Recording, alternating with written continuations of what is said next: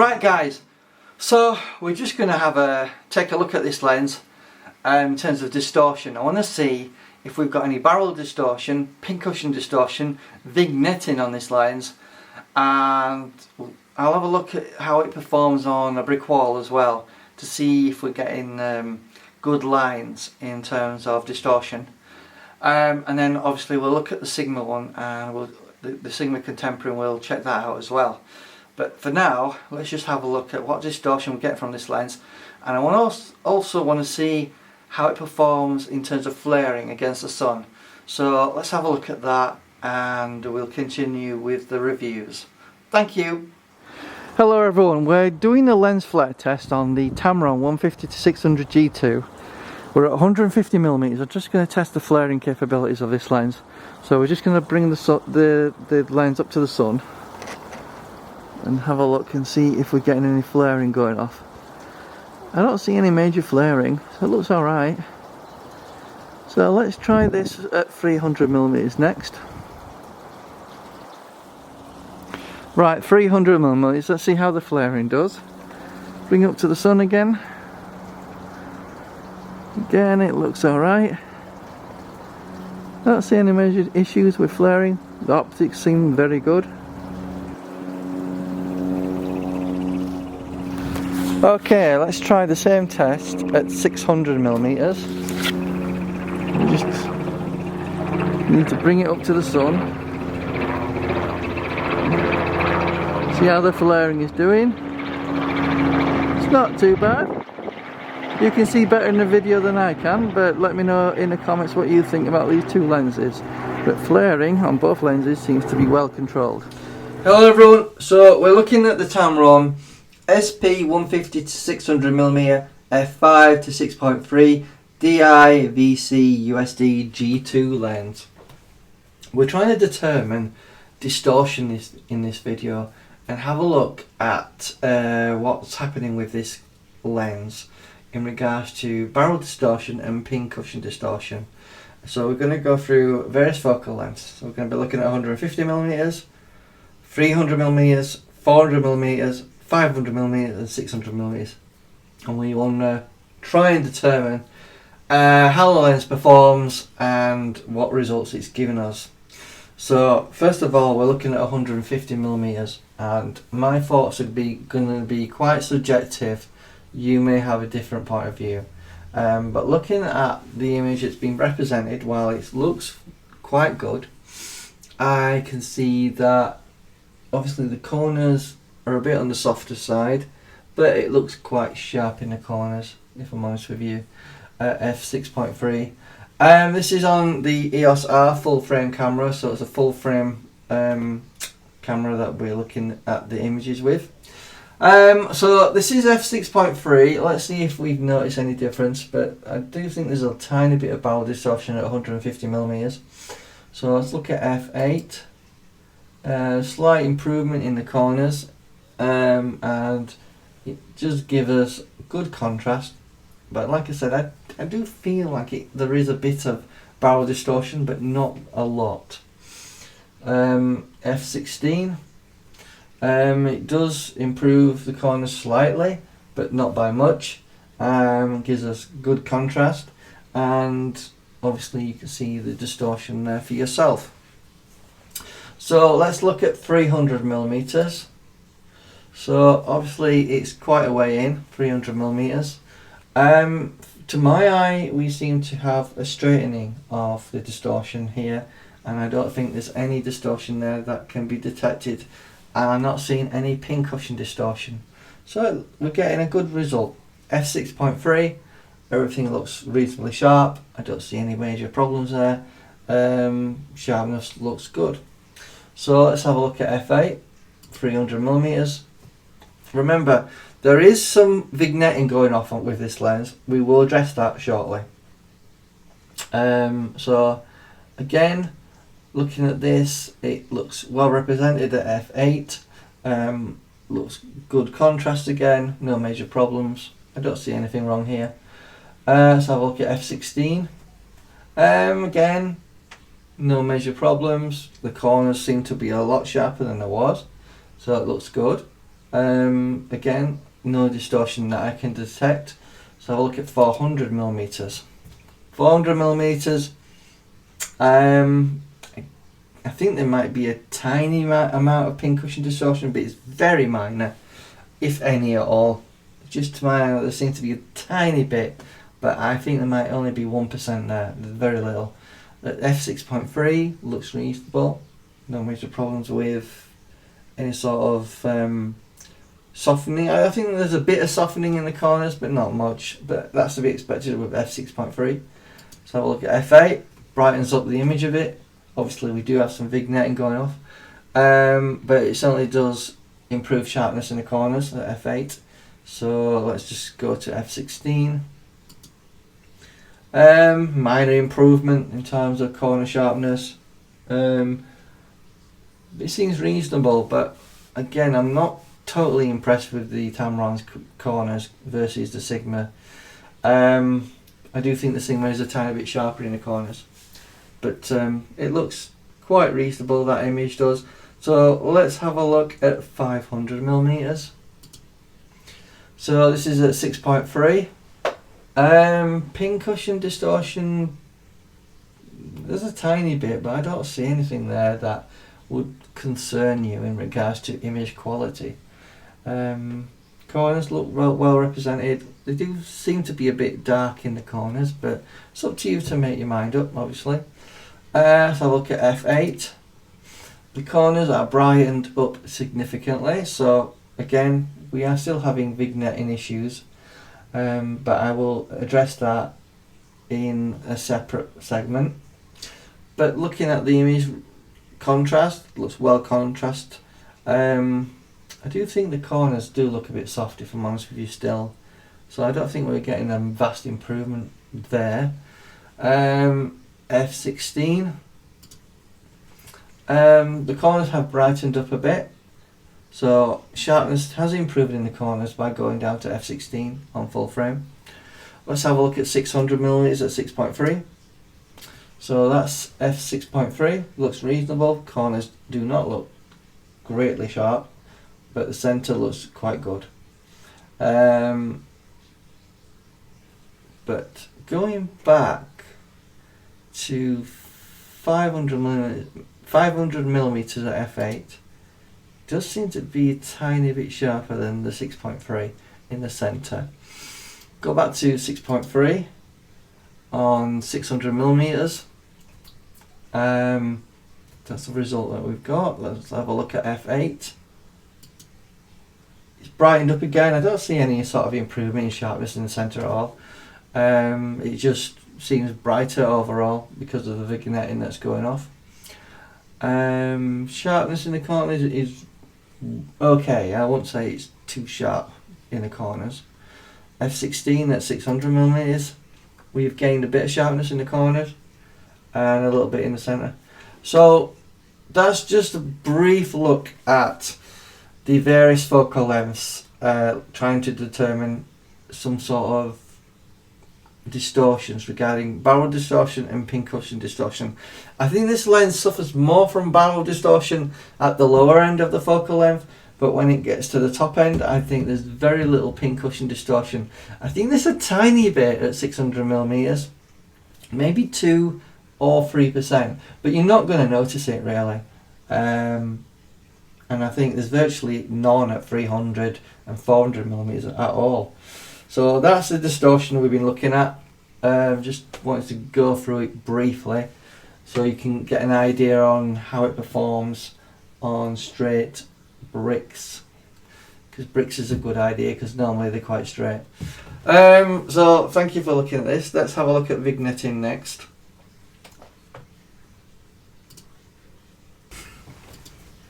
So here we're going to look at the APS-C images on the 90D. There's not going to be much distortion. Every focal length I'm quoting, just times it by 1.6 crop factor to give you your true focal length. For example, 600mm becomes 960mm. So without further ado, let's go through the images. I've got 3 apertures at each focal length for you to look at, f6.3, f8 and f16 respectively.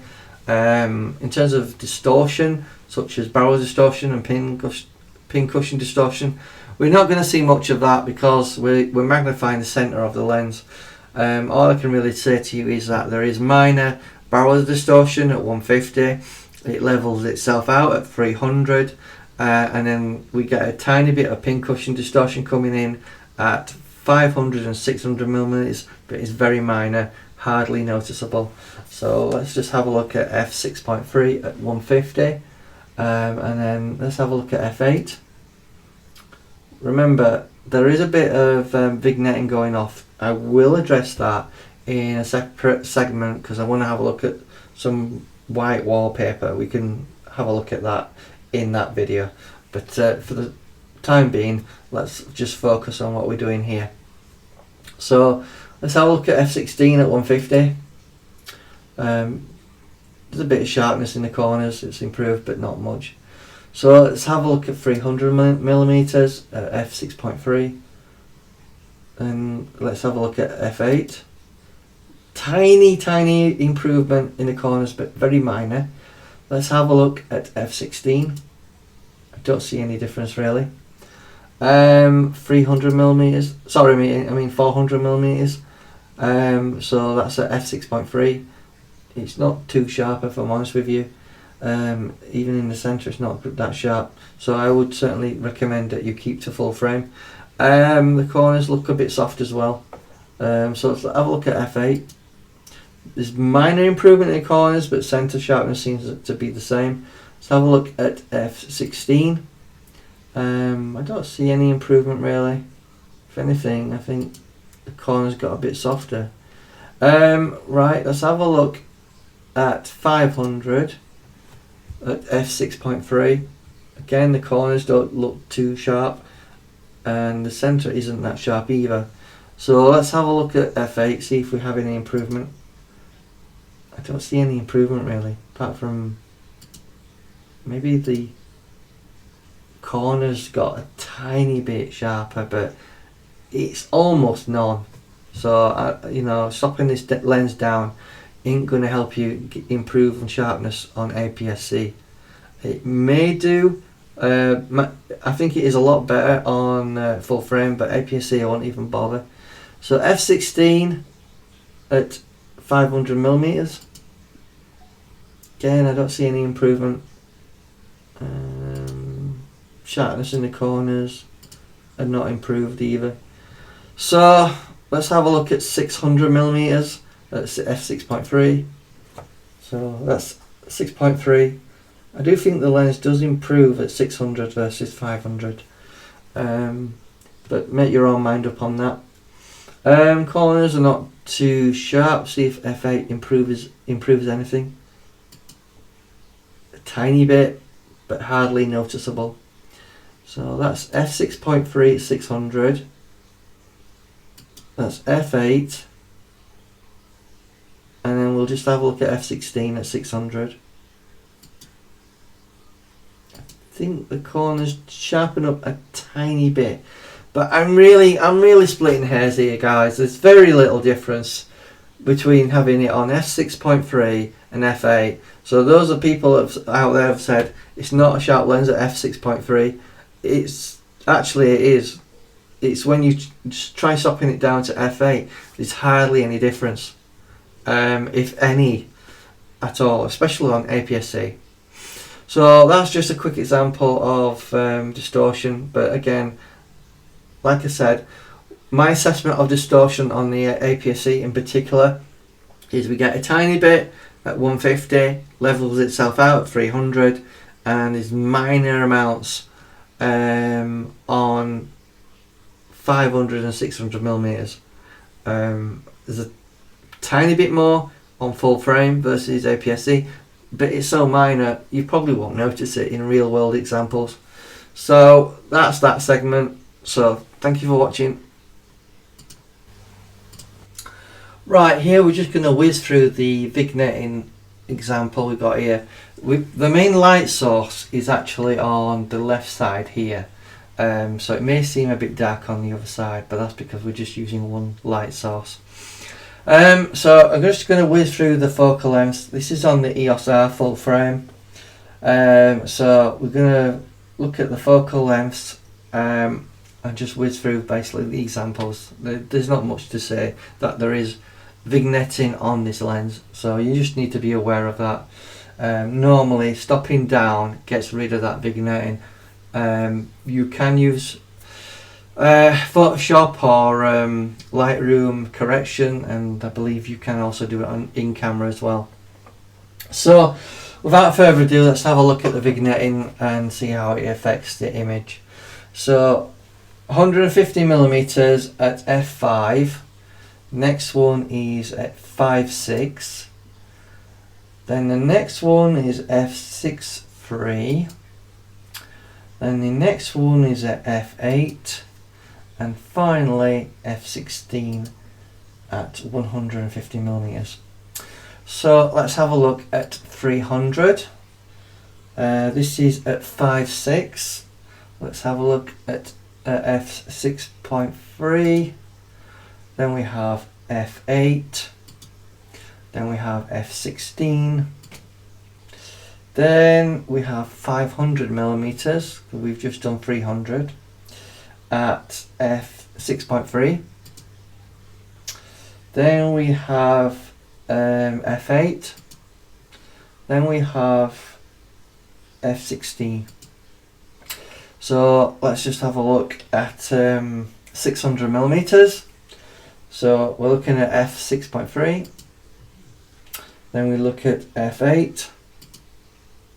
And then we look at f16. So that's how vignetting affects the lens at various focal lengths at various apertures. I hope that was helpful. And let's move on to the APS-C test. So we're just going to assess distortion vignetting on APS-C 90D camera. We're just going to whiz through this. I don't think we need to go through it in much detail. The only thing I will say is that the light source is at this side. We've got a light box at this side, so it may seem a bit darker on the right, but it's just because that's the way the light falls. Also, you need to be made aware that the focal length is increased by 1.6 times. For example, 600mm becomes 960mm, and because all the pixels are crammed in tightly in an APS-C sensor, you'll find that it is extremely taxing on a full frame lens, and that's why sometimes a full frame lens may not be sharp enough if you're using APS-C. Just keep that in mind. So without further ado, let's have a look at the 150mm focal length. So I'm just going to whiz through it really. So Aperture F5 is what we've got here. 5.6, 6.3, f8, f16. Then we'll look at 300mm at 5.6, 6.3, f8, f16. Then we'll look at 500mm.